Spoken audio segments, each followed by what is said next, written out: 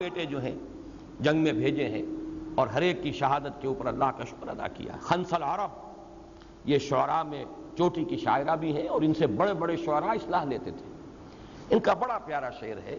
کسی سرکش اور متمرد انسان کے بارے میں وہ کہتی ہیں وَلَاقَاهُ مِنَ الْأَيَّامِ يَوْمٌ كَمَا مِنْ قَبْلِ لَمْ يَخْلُدْ قِدَارٌ کہ اس شخص کو بھی ویسا ہی ایک دن اس پر بھی آیا، ایسی ہی ہلاکت والا دن اس شخص پر بھی جس کا ذکر کر رہی ہیں اس پر بھی آیا جیسے کہ قدار پر اس سے پہلے وقت آیا تھا ہلاکت کا. وہ بھی بڑا سرکش تھا قدار ابن سالف جو سردار تھا قوم سمود کا.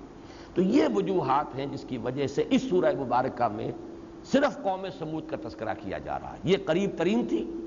اقوام بعیدہ میں سب سے پچھلی یہی ہے. قوم نوح اس سے بہت پہلے ہلاک ہو چکی تھی، قوم عاد اس سے بہت پہلے ہلاک ہو چکی تھی. ان تینوں جو اقوام بعیدہ ہیں عرب کی، ان میں سے سب سے زیادہ جو قریب تھی ماضی میں وہ یہی قوم سمود.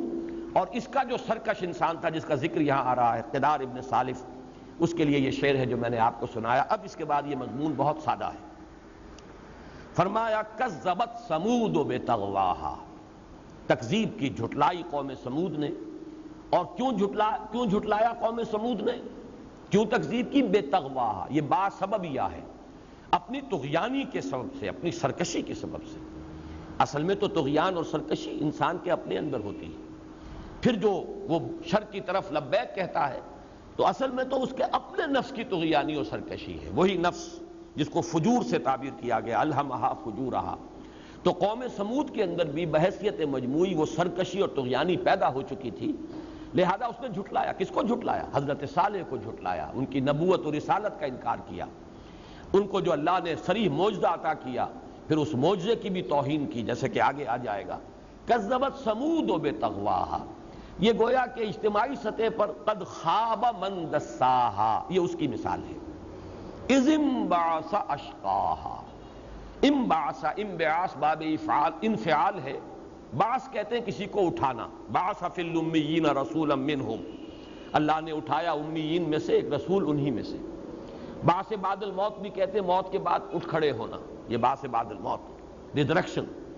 لیکن انبعاث کے معنی ہے خود کھڑے ہو جانا. یہ ایک سرکشی کی تصویر اس لفظ کے اندر موجود ہے، کھڑے ہو جانا، کمر کس لینا کسی کام کے لیے. اور اس کا ایک خاص پس منظر ہے. جو معجزہ دیا گیا ہے حضرت صالح علیہ السلام کو، بلکہ ان کے ذریعے سے یوں کہیے کہ جو قوم سمود کو معجزہ دیا گیا، اس کے حوالے سے یہ انبعاث کا لفظ سمجھ میں آئے گا کہ یہ لفظ یہاں کیوں استعمال ہوا ہے، کہ کمر کس کے کھڑا ہو جانا، ہمت کر کے ایک دفعہ کھڑے ہو جانا. اذ انبعث اشقاہا، یہ میں بیان کر چکا ہوں. اشقاہا ان میں جو سب سے زیادہ شقی تھا، جیسے کہ قریش کا شقی ابو جہل، اسی طرح ان کا شقی یہ قدار ابن سالف، وہ کھڑا ہو گیا. فقال لهم رسول اللہ ناقۃ اللہ وسقیاہا، تو کہا ان سے اللہ کے رسول نے خبردار اللہ کی اونٹنی سے اور اس کے پانی، اس کے پینے کی باری سے. اب یہاں ناقۃ اللہ، اللہ کی اونٹنی، اس کے لیے میں چاہتا ہوں تھوڑی سی وضاحت کر دوں.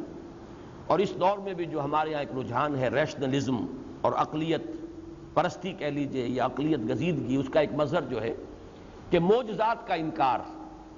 سر سید مرحوم سے یہ بات شروع ہوئی تھی.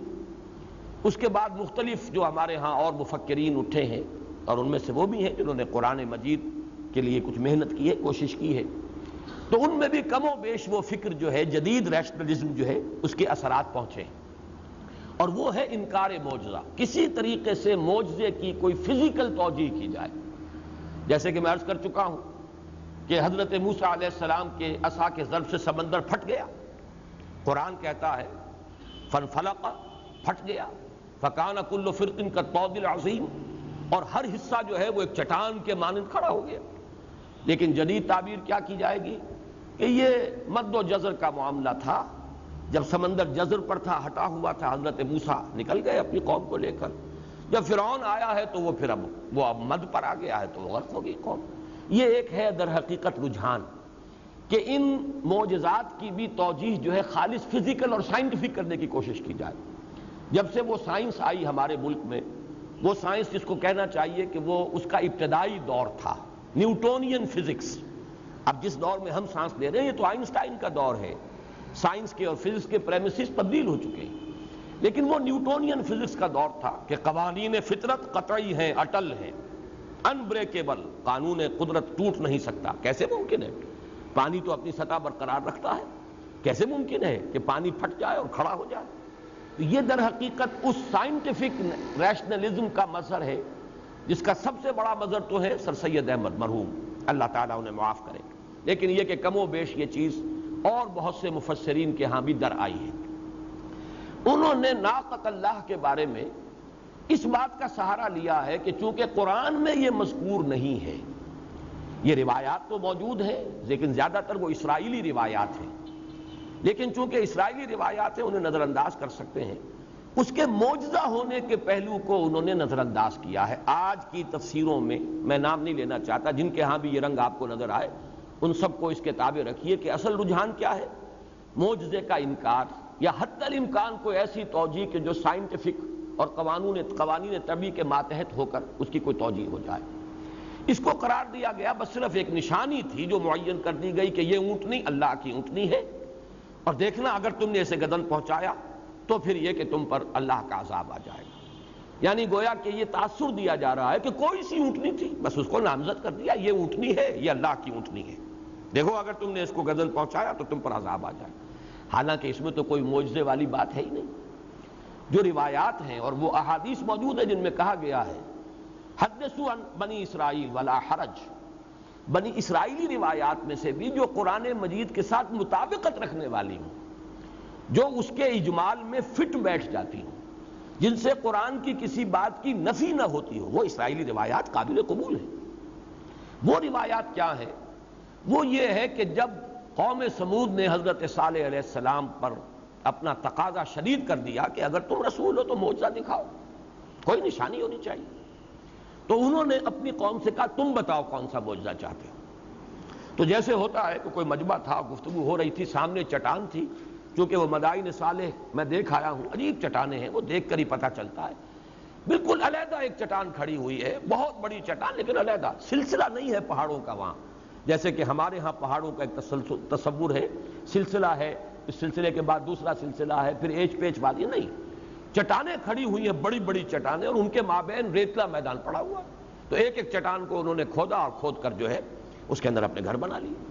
تو معلوم ہوتا ہے کہ یہ جب ان کی گفتگو ہو رہی تھی قوم سمود کی، ان کے بڑے بڑے سردار ہوں گے اور حضرت صالح کی علیہ الصلوۃ والسلام، تو جب یہ بات انہوں نے کہی کہ معجزہ دکھاؤ، حضرت صالح نے فرمایا کہ کیا معجزہ چاہیے بتاؤ۔ ان کا کہ یہ جو سامنے کی چٹان ہے اس سے ابھی ہمارے دیکھتے دیکھتے ایک گابھن اونٹنی برآمد ہو اور وہ فوراً بچہ دے۔ انہوں نے دعا کی، پروردگار یہ بدبخت تلے ہوئے ہیں، تو انہیں یہ معجزہ دکھا دے۔ اسی وقت ان کے نگاہوں کے سامنے وہ چٹان شق ہوئی، اس میں سے اونٹنی برآمد ہوئی، اور اس اونٹنی نے پھر اسی وقت جو ہے بچہ دیا۔ یہ ان کے مطالبے پر ایک معجزہ تھا جو دکھایا گیا۔ یہ وجہ ہے کہ اسے کہا ناقۃ اللہ، دیکھو یہ اللہ کی اونٹنی ہے، ورنہ یہ کہ کوئی اونٹنی بھی جو ہو اس کو کیسے ناقۃ اللہ کہہ دیا جائے گا؟ جیسے حضرت عیسیٰ علیہ السلام کو کہا گیا روح اللہ، کیوں کہا گیا؟ کلمۃ منہ کیوں کہا گیا؟ ویسے تو ہر مخلوق جو ہے اللہ کا ایک کلمہ ہے، کلمہ کن کا مظہر ہے، اس لیے کہا گیا کہ ان کی ولادت معجزانہ طریق پر ہوئی ہے۔ باپ کا جو حصہ ہوتا ہے انسانی ولادت میں وہ وہاں نہیں ہے، وہاں پر ایک اضافی کلمہ کن ہے کہ جس نے اس خلا کو پر کیا ہے، لہذا وہ روح اللہ ہے، اللہ کی روح، حالانکہ تمام ارواح جو ہے، میری روح بھی اللہ ہی کی طرف سے آئی ہے، وَنَفَخْتُ فِيهِ مِن رُوحِي، لہذا ایک خاص جو معاملہ ہے روح اللہ، کلمۃ منہ، اللہ کا ایک خاص کلمہ، تو یہ خصوصیت ہے معجزے کے ساتھ، جیسے ان کی پیدائش معجزانہ، ایسے ہی اس اونٹنی کا وجود میں آنا معجزے کے طور پر ہوا ہے۔ یہ عام جو توالد و تناسل کا سلسلہ ہے اس سے یہ اونٹنی وجود میں نہیں آئی تھی، تو یہ بالکل فٹ بیٹھتی ہے وہ تفصیل کہ جو ان اسرائیلی روایات میں آئی ہے، اور بہت سے مفسرین نے اس کو نقل کیا ہے، لیکن جدید جو ایک انداز ہے سائنٹیفک ریشنلزم کا، انہوں نے اس کو پلے ڈاؤن کرنے کی کوشش کی ہے، نظر انداز کرنے کی کوشش کی ہے۔ اسی کے ساتھ یہ بات جان لیجئے کہ جب معجزہ ان کے مطالبے پر ان کے نگاہوں کے سامنے خرق عادت ظاہر ہوا ہے تو اب ان کے اندر ایک دہشت پیدا ہو گئی تھی، اور اب جب کہا ہے حضرت صالح علیہ السلام نے دیکھو اب اس اونٹنی کو اگر کسی نے گدن پہنچایا، یہ ناقۃ اللہ ہے، خبردار، اب اس کی طرف کوئی ارادہ نہ کرنا کسی برائی کا، اور ایک دن یہ پانی پیے گی، اور ایسی اونٹنی تھی وہ کہ اس کنویں کا سارا پانی پی جاتی تھی، اور ایک دن تمہارے باقی جو جانور ہیں، حیوانات، وہ پانی پیئیں گے۔ کافی دنوں تک وہ برداشت کرتے رہے۔ کیوں برداشت کیا؟ اسی لیے کہ وہ تو بالکل خرق عادت کے طور پر ان کے نگاہوں کے سامنے سموچی برآمد ہوئی تھی ایک چٹان میں سے۔ کتنی سختی ان پر بیتی ہوگی، کتنا ان کے دباؤ میں آئے ہوں گے اعصاب کہ یہ چرتی پھرتی ہے، اس کو کہیں نہ روکنا، جہاں چاہے چرے پھرے، چرے کھائے، اور پانی ایک دن صرف یہی پانی پیے گی، سقیاہا ناقۃ اللہ و سقیاہا، اس کی جو باری ہے پانی پینے کی، اس میں کوئی خلل نہ ڈالنا، اگر تم نے خلل ڈالا اور اگر اس کو کوئی گدن پہنچایا تو پھر عذاب تم پر آ جائے گا۔ یہ دھمکی کیوں مؤثر ہو رہی ہے؟ اسی لیے تو ہو رہی ہے کہ خود وہ ایک زندہ معجزہ تھا ان کے سامنے کہ ان کے مطالبے کے مطابق، اور یہ بات میں بارہ عرض کر چکا ہوں کہ جب تک ابھی نوع انسانی عقلی اعتبار سے، شعور کے اعتبار سے بلوغت کو نہیں پہنچی تھی، اس قسم کے خرق عادت معجزات دکھائے گئے۔ جب نوع انسانی شعور اور عقل کی بلوغت کو پہنچ گئی، اب بند کر دیے گئے، اس لیے کہ اب عقل سے سوچو، اب یہ معجزہ ہے قرآن، محمد الرسول اللہ صلی اللہ علیہ وسلم پر کتنا دباؤ رہا ہے کہ دکھائیں ہمیں معجزہ، لیکن قرآن بار بار کہتا ہے نہیں دکھایا جائے گا۔ اور اس ضمن میں ایک آیت میں آپ کو پڑھ کر سنا رہا ہوں، یہ سورہ بنی اسرائیل میں جو آئی ہے، وَمَا مَنَعْنَا نُرْسِلَ بِالْآيَاتِ إِلَّا أَن كَذَّبَ بِهَا الْأَوَّلُونَ، اور ہمیں نہیں روکا اس بات سے کہ ہم ایسی خرق عادت نشانیاں دکھائیں، مگر اس بات نے کہ پہلوں نے بھی تو جھٹلایا۔ ثمود کون سے ایمان لے آئے ناقۃ اللہ کو دیکھ کر، ان کے مطالبے کے مطابق دکھا دیا گیا انہیں معجزہ، پھر بھی ایمان نہیں لائے، ہلاک تو ہو کر رہے۔ حضرت موسیٰ علیہ السلام کو ایسے ایسے معجزے دے دیے گئے، 9 نشانیاں، 9 آیات بینات، ابتداءً 2 عصا اور ید بیضا، لیکن کون سا ایمان لے آیا؟ فرعون یا اس کی قوم۔ ہلاک ہونے والے تو ہلاک ہو کر رہے۔ اسی طریقے سے حضرت عیسیٰ کو حصی معجزات جو آخری ہو سکتے ہیں وہ دے دیے گئے۔ اب اس سے بڑا معجزہ کیا ہوگا کہ مردہ سے کہیں، لاش سے، قم باذن اللہ، اور وہ کھڑا ہو جائے، جان پڑ جائے دوبارہ، یا پرندہ بنائے مٹی کا اور اس میں پھونک مارے اور وہ اڑنے لگے، اس سے بڑا اور معجزہ کیا ہوگا؟ خلق حیات اور احیاء موتا۔ لیکن یہود نے نہیں مانا، تو پہلے کون سے لوگ ایمان لے آئے کہ ہم انہیں معجزے اب دکھائیں؟ وَمَا مَنَعْنَا نُرْسِلَ بِالْآيَاتِ إِلَّا أَن كَذَّبَ بِهَا الْأَوَّلُونَ، اور خاص طور پر اب دیکھیے ان معجزات میں کس قدر نمایاں طور پر ذکر کیا جا رہا ہے، وَآتَيْنَا ثَمُودَ النَّاقَةَ مُبْصِرَةً، اور ہم نے سمود کو وہ اونٹنی عطا کی تھی، ان کی آنکھوں کو کھول دینے والی۔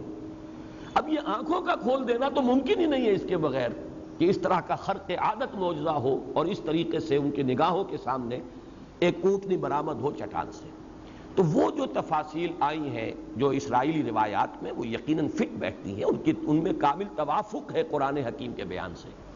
وَآتَيْنَا ثَمُودَ النَّاقَةَ مُبْصِرَةً فَظَلَمُوا بِهَا، انہوں نے، سمود نے، قوم نے اس پر ظلم کیا، زیادتی کی۔ وَمَا نُرْسِلُ بِالْآيَاتِ إِلَّا تَخْوِيفًا، اور ہم نہیں بھیجتے آیات مگر لوگوں کو ڈرانے کے لیے، خوف دلانے کے لیے۔ تو یہ پورا پس منظر ذہن میں رکھیے، تب سمجھ میں آئے گا۔ فَقَالَ لَهُمْ رَسُولُ اللَّهِ نَاقَةَ اللَّهِ وَسُقْيَاهَا، کہہ دیا تھا ان سے، وارن کر دیا تھا اللہ کے رسول نے انہیں، دیکھو خبردار، ہاتھ مت لگانا کسی برے ارادے سے، وَلَا تَمَسُّوهَا بِسُوءٍ، ایک جگہ آیا ہے، اس کو ہاتھ مت لگانا کسی برے ارادے سے، یہ اللہ کی اونٹنی ہے، خاص اللہ کی اونٹنی، یہ ایک معجزے کے طور پر تمہیں دی گئی ہے۔ لیکن یہ کہ جب ان کے اوپر بڑی سختی آ گئی، اب ایک دن ان کے جانور پیاسے، وہی اونٹنی سارا پانی پی جاتی تھی، سقیاہا، اسی کی باری تھی، ان کے کھیتوں میں جہاں چاہے چرے، ان کی فصلوں کو جہاں چاہے برباد کرے۔ ہوتے ہوتے ان کے اعصاب جو ہیں ان پر اتنا تناؤ ہو گیا کہ بالآخر تنگ آمد بجنگ آمد، انسان جو ہے وہ، انہوں نے پھر جا کر اس سے دہائی دی قدار ابن صالح سے کہ تم اتنے بڑے سردار ہو، تم صالح سے ڈر گئے، اور اس کی جو دھمکی ہے اس سے اتنے متاثر ہو گئے، دیکھتے نہیں اب پر کیا بیت رہا ہے۔ تو ہمت کر کے وہ کھڑا ہو ہی گیا کہ اب ہر چے بعد آباد، اب تو یہ کڑوا گھونٹ کر لینا ہے۔ اذم بعث اشقاہا، جبکہ اٹھ کھڑا ہوا ان میں سے جو سب سے زیادہ شقی اور بدبخت تھا۔ فقال لهم رسول اللہ ناقۃ اللہ وسقیاہا، تو کہہ دیا ان سے اللہ کے رسول نے، حضرت صالح نے علیہ الصلوۃ والسلام، دیکھنا خبردار، ہاتھ مت لگانا کسی برے ارادے سے اللہ کی اونٹنی کو، اور نہ ہی کوئی خلل ڈالنا اس کے پانی پینے کی باری میں۔ فَكَذَّبُوهُ فَعَقَرُوهَا، انہوں نے جھٹلا دیا اسے، اس کی دھمکی کو اگنور کیا، ان کی طرف سے جو وعید آ گئی تھی اس کو نظر انداز کیا۔ فعقروها، اور پھر انہوں نے اس قدار ابن صالف کی سرکردگی میں اس اونٹنی کو ذبح کر دیا، ہلاک کر دیا۔ عقر کا لفظ آتا ہے اونٹوں کے لیے کہ پہلے ان کی ٹانگیں جو ہے وہ کاٹ دی جاتی ہیں، کونچے کاٹ دینا جو کہتے ہیں، پھر اس کے بعد انہیں ذبح کیا جاتا ہے۔ جیسے نہر آتا ہے اونٹ کے لیے کہ کھڑا کر کے اونٹ کو اس کے یہاں یہ جو جگہ ہے جہاں پہ کہ یہ ہڈی جو ہے ہنسلی کی درمیان میں گڑھا پڑ جاتا ہے، اس گڑھا میں برچھی مارتے ہیں، یہیں سے وہ ان کی وہ حبل الورید جو ہے گزر رہی ہے اس جانور کی، تو خون کا ایک فوارہ چھوٹتا ہے، خون جب اتنا بہہ جاتا ہے کہ پھر وہ مزمحل ہو کر گر جاتا ہے تو اس کا پہلو گویا کہ زمین پر ٹک جائے۔ فَإِذَا وَجَبَتْ جُنُوبُهَا فَكُلُوا مِنْهَا وَأَطْعِمُوا الْقَانِعَ وَالْمُعْتَرَ، یہ ہے در حقیقت وہ نقشہ نہر کا، اور عقر کہتے ہیں اس کی ٹانگوں کو کاٹ دینا، اس کے بعد وہ پڑا رہتا ہے اور پھر وہ ہلاک ہو جاتا ہے۔ تو فَكَذَّبُوهُ فَعَقَرُوهَا، انہوں نے اس کو جھٹلا دیا اور اس کی کونچیں کاٹ ڈالی، اسے ہلاک کر دیا۔ فَدَمْدَمَ عَلَيْهِمْ رَبُّهُمْ بِذَنبِهِمْ فَسَوَّاهَا۔ اب یہ دمدمہ یہ لفظ جو ہے عربی زبان میں اس وزن پہ جو الفاظ آتے ہیں ان میں خاص کیفیت ہوتی ہے، کسی چیز کا پے بپے ہونا، جیسے مسلسل، اب یہ جس طریقے سے مسلسل، مذبذب، اسی طریقے سے سلسلۃ الجرس، گھنٹی بج رہی ہے، گھنٹی کی مسلسل آواز آتی ہے، اس میں کچھ ہلکی ہوتی ہے پھر تیز ہوتی ہے، یہ ہے سلسلۃ الجرس۔ تو دمدمہ یہ ہے کہ ایک عذاب جو ان پر آیا، فدمدم علیہم ربہم، وہ پے بپے آیا۔ یہ ہماری زبان میں بھی دمادم اور دھمادم یہ الفاظ جو ہے در حقیقت یہیں سے، یہ جو ہمارے ہاں وہ ملنگوں کی زبان میں دمادم مشق الاندر، در حقیقت اس کا اصل اوریجن جو ہے وہ یہی ہے، دمدمہ، کوئی شے پے بپے۔ اسی طریقے سے اونٹنی جو ہے اگر اس پر چربی کی تہیں چڑھتی چلی جائیں، پے بپے موٹی ہو رہی ہو، تو اسے بھی کہتے ہیں ناقۃ مدمدمۃ، کہ اس پر تو دن بدن جو ہے چربی کی تہیں جو ہے چڑھتی چلی جا رہی پے بپے۔ فدمدم علیہم ربہم، اس لیے کہ ان پر جو عذاب آیا تھا اس کو کہیں اس سے صیحہ سے تعبیر کیا گیا ہے، کہیں اس کے لیے زلزلہ کا لفظ آیا، رجفہ کا لفظ آیا، مختلف الفاظ آئے، تو معلوم ہوتا ہے کہ مختلف النوع قسم کی چیزیں جو ہیں ان کے ساتھ ہوئی ہیں جس سے کہ ان کو ہلاک کیا گیا۔ فدمدم علیہم ربہم بذنبہم، ان کا رب ان پر اس نے اس کے عذاب کے کوڑے برسا دیے، جیسے کہ سورۃ الفجر میں تھا فصب علیہم ربک صوت عذاب، برسائے کوڑے ان کے، تیرے رب نے ان کے اوپر اپنے عذاب کے کوڑے۔ فدمدم علیہم ربہم بذنبہم فسواہا، پھر برابر کر دیا ان کو۔ اب دیکھیے یہ فسواہا بھی اس ایک لفظ تسویہ نے کتنے معنی پیدا کیے ہیں۔ برابر کر دیا، جب سب مر گئے کھیت رہے پڑے ہوئے ہیں، جب انسان زندہ ہوتا ہے کوئی اونچا ہے کوئی نیچا ہے، کوئی اس کے اندر کوئی فرق ہے، تفاوت ہے، لیکن آج جب میں غور کر رہا تھا تو مجھے ایک نظم بھی یاد آئی ہے جو شاید ایف اے کے زمانے میں پڑھی تھی، انگریزی کی نظم، ڈیتھ دی لیولر، وہ موت جو سب کو برابر کر دیتی ہے، اونچ نیچ ختم، چاہے کوئی بڑے بڑے کر و فر کے ساتھ رہتا تھا محل کے اندر، وہ بھی مٹی میں دفن ہو گیا، اور چاہے کوئی بیچارہ بوریا نشین تھا یا کوئی جھگی نشین تھا کہیں کسی کٹیا میں، برابر ہو گیا، موت جو ہے وہ برابر کر دیتی ہے۔ تو وہ لفظ مجھے یاد آیا، فسواہا، برابر کر دیا ان کو، گویا کہ سب کے سب ہلاک ہو گئے، برابر پڑے ہوئے تھے زمین پر۔ ولا یخاف عقباہا، اور اللہ کو کوئی اندیشہ نہیں ہوا یا اندیشہ نہیں ہوتا، فعل مضارع ہے، اس کے انجام کا۔ یعنی دنیا میں تمہارا تصور یہ ہے کہ بڑے سے بڑا صاحب اختیار انسان بھی کوئی قدم اٹھاتے ہوئے سوچتا ہے کہ اس کے اثرات کیا ہوں گے، اس کے کوئی منفی اثرات بھی ہو سکتے ہیں، جس کی سب سے بڑی مثال میں نے بارہا عرض کی ہے، فرعون جو کہ ایک طرف مدعی ہے انا ربکم الاعلی، لیکن حضرت موسیٰ علیہ السلام کے خلاف جب اس نے چاہا کہ اب میں اقدام کروں انہیں قتل کر دوں، تو وہ اپنے درباریوں کے سامنے رکھا، ضرونی اقتل موسیٰ، اب مجھے اجازت دو، permit me to kill and murder Musa. آخر کیا ضرورت ہے؟ وہ دیکھ رہا تھا کہ میرے درباریوں میں سے بعض ایسے ہیں جو موسیٰ سے متاثر ہو چکے ہیں، یا ان کے دلوں میں کوئی نرم گوشہ ہے، اگر میں نے کوئی قدم اٹھا دیا پتہ نہیں ان کا رد عمل کیا ہو، ہمارے اپنے اندر اختلاف پیدا ہو جائے۔ وہی بات جس کی وجہ سے قریش جو ہے کوئی فیصلہ کن اقدام نہیں کر سکے حضور کے خلاف، یا ابو طالب بنو ہاشم کے سردار ہیں اور وہ ان کی پشت پر ہیں، اگر ہم نے قتل کر دیا محمد کو صلی اللہ علیہ وسلم تو ایک جو ٹرائبل وار ہے وہ شروع ہو جائے گی، یعنی ہمارے اپنے قبیلے کے اندر جو ہے جنگ شروع ہو جائے گی. And a house divided amongst itself can not stand. ہماری جو بھی قوت اس وقت ہے، جو دبدبا ہے ہمارا پورے عرب میں، وہ تو ہمارے اتحاد کی وجہ سے. اگر ہم آپس میں لڑ پڑے تو ہماری تذہب ریحکم جیسے کہا گیا قرآن مجید میں، تمہاری ہوا اکھڑ جائے گی، تو ہماری ہوا اکھڑ جائے گی. تو بڑی سے بڑی مقتدر ہستی بھی سوچتی ضرور ہے کچھ نہ کچھ کہ یہ قدم میں اٹھاؤں تو اس کا کیا نتیجہ نکلے گا، کوئی منفی اثرات تو نہیں ہوں گے. اللہ وہ ہستی مقتدر مطلقہ ہے، اس کا اقتدار مطلق، العزیز القوی القدیر، اسے کوئی اندیشہ نہیں ہوتا. کوئی سوچنے کی ضرورت نہیں کہ میں اتنی بڑی قوم کو ہلاک کر دوں تو کوئی مجھ سے باز پرس کرنے والا ہو، کوئی مجھ سے کوئی جواب طلبی کرے یہ کیا کیا. بلکہ اس میں مولانا اصلاحی صاحب نے حوالہ دیا ہے، غالباً مولانا فراہی کا حوالہ دیا ہے کہ انہوں نے یہاں تورات کی اندر جو ایک خرابی آ گئی ہے، اس لیے کہ یہ تورات جو اس وقت ہے یہ بھی مانتے ہیں یہ لوگ، یہودی اس کو تسلیم کرتے ہیں، عیسائی بھی مانتے ہیں کہ نبوکڈنضر کے حملے کے بعد اصل تورات گم ہوئی، پھر وہ یادداشتوں سے 150 برس کے بعد لکھی گئی. تو جب وہ دوبارہ لکھی گئی ہے تو اس میں وہ ہیومن جو بھی نالج تھا، اس کی ڈسکریپنسیز جو تھیں وہ اس کے اندر کریپ ان کر گئیں، اس کے اندر گھس گئیں. انسانی ذہن کی جو نارسائی ہے وہ چاہے ان کا ارادہ ہو نہ ہو، ایک غیر ارادی طور پر بھی انسانی ذہن کی نارسائی اس تورات میں داخل ہو گئی کہ جو تورات پھر انہوں نے اپنے حافظے کی مدد سے مرتب کی ہے.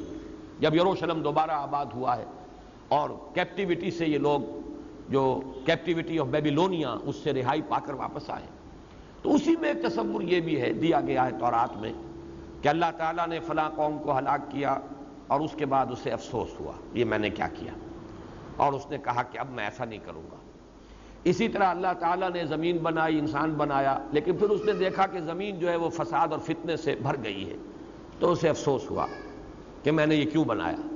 تو یہ جو تاثر ہے یہ در حقیقت انسان کا جو بڑے سے بڑا تصور ہو سکتا ہے کسی بڑے سے بڑے انسان کے بارے میں، اس میں بھی یہ ایلیمنٹ موجود ہوتا ہے کہ کچھ نہ کچھ فکر، کچھ نہ کچھ اندیشہ. میں اور اندیشہ آئے دور و دراز، کوئی اپنے کیے پر کوئی پچھتاوا، کوئی اپنی غلطی کا احساس. غلط کردم پریشانی کو جائی، دل من تنگ شد از جمع اسباب. غلط کردم پریشانی کو جائی، بڑا پیارا شعر یاد آ گیا ہے. میرا دل تنگ پڑ گیا ہے اسباب کو جمع کرنے سے، میں نے بہت سے اسباب جمع کر لیے، اب گویا کہ میرا وجود ان اسباب کا مقید ہو گیا ہے. تو میری وہ طبیعت کی جولانی اور میری جو روحانی آزادی تھی وہ گویا کہ ان اسباب کے اندر پھنس کر مقید ہو کر رہ گئی ہے. تو میں نے غلط کیا. دل من تنگ شد از جمع اسباب، غلط کردم پریشانی کو جائی. یہ غلطی کی میں نے. اے پریشانی کہاں ہے تو؟ جو جیسا کہ میں نے عرض کیا انسان پریشان ہوتا ہے تو اللہ کو یاد کرتا ہے، اللہ یاد آتا ہے. لیکن جب کثرت ہو اور اسباب سب جمع ہے اور بہتات ہے تو پھر اس میں غفلت آتی ہے اور اس کے اندر انسان جو ہے اس کے اوپر ایک غفلت کا پردہ جو ہے وہ طاری ہو جاتا ہے. تو دل من تنگ شد از جمع اسباب، غلط کردم پریشانی کو جائی. اسی طریقے سے یہ تصور جو ہے اللہ کے بارے میں تورات میں ہے. اللہ پچھتایا، اللہ نے سوچا میں نے غلط کیا، معاذ اللہ ثم معاذ اللہ، اللہ اس سے بہت بلند ہے. وراء الورا ثم وراء الورا ولا يخاف عقباها. صدق اللہ العظیم.